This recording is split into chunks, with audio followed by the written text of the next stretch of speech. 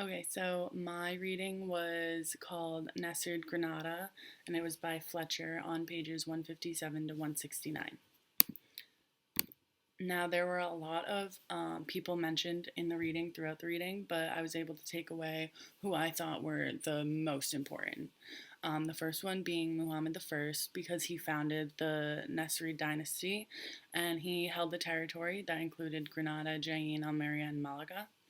The two others are Ferdinand II of Aragon and Isabella I of Castile. They married and united the Christian kingdoms of Castile and Aragon. And eventually they were successful in removing Islam from the Iberian Peninsula in 1469. The last one that I thought was very significant was Muhammad the 12th, because he was the last ruler of the dynasty and he found living under Christian rule to be intolerable. He eventually had to flee to North Africa in 1492 as a result of his loss, and the remaining Muslim population was given the Mudihar status initially, but that later changed. So a little bit about the dynasty background. It was the last Moorish Muslim dynasty in the Iberian Peninsula. The dynasty ruled the Emirate of Granada from 1230 to 1492. The Nasrid dynasty rose to power after the conquest of the Almohad Caliphate in 1212 at the Battle of Las Navas de Tolosa. 23 emirs ruled Granada from 1230 by Muhammad I until January 2nd, 1492, when Muhammad XII surrendered all lands to Queen Isabella of Castile. The legacy is also pretty interesting. The dynasty was one of the longest ruling Muslim dynasties in the Iberian Peninsula, which is surprising considering how little it had of the land. It reigned for more than 250 years from the establishment of the Emirate of Granada in 1230 to its disappearance in 1492. The Nasrids constructed the Alhambra Palace complex located in Granada, and this was very significant because it was mentioned numerous times throughout the reading, and it was originally constructed as a small fortress in AD 899 on the remains of Roman fortifications, and it was largely ignored until later when it was renovated and rebuilt in the mid 13th century by Muhammad V, who was at the time the emirate. And Alhambra was converted into a royal palace in 1333 by Yusuf, who was the Sultan of Granada at the time. So the buildings and architecture are also mentioned throughout the reading. It contained a small fortress and its garrison, mosques, baths, government offices, lodging for residents or visitors, gardens, stables, workshops, etc. So it really wasn't just a place for people to come and worship. It was more of a community thing. People gathered there for other things other than just worshiping.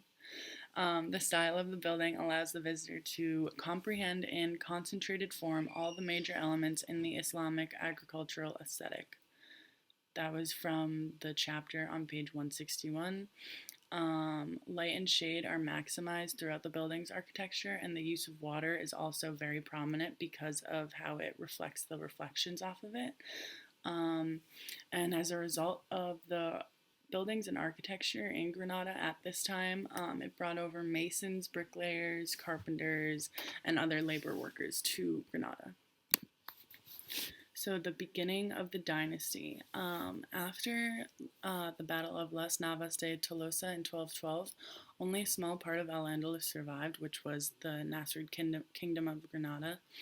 The dynasty lasted more than 2.5 centuries, and they were forced to pay tributes to the Castilian kingdom and collaborate with it. There were a lot of conflicts during this time. Some of them mentioned were Christians were launching a campaign against the Emirate of Granada that would effectively end the Nasrid dynasty, that were engaged in a civil war over the throne.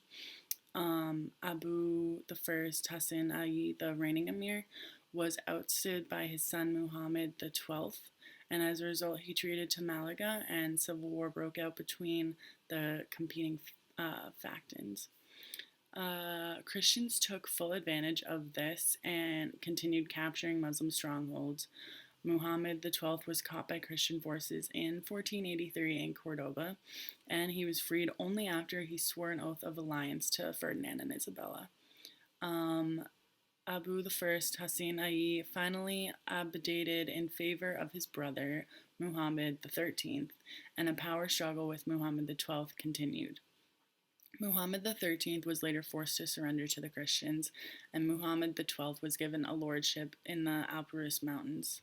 Instead, since he found living under Christian rule so intolerable, he took financial compensation from the Spanish crown and left the Iberian Peninsula.